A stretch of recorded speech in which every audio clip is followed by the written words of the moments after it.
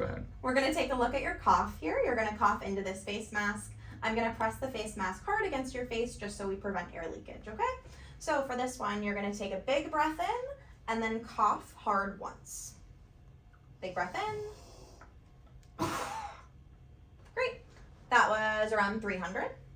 So again, like that, big breath in and then cough hard once. It'll look something like this.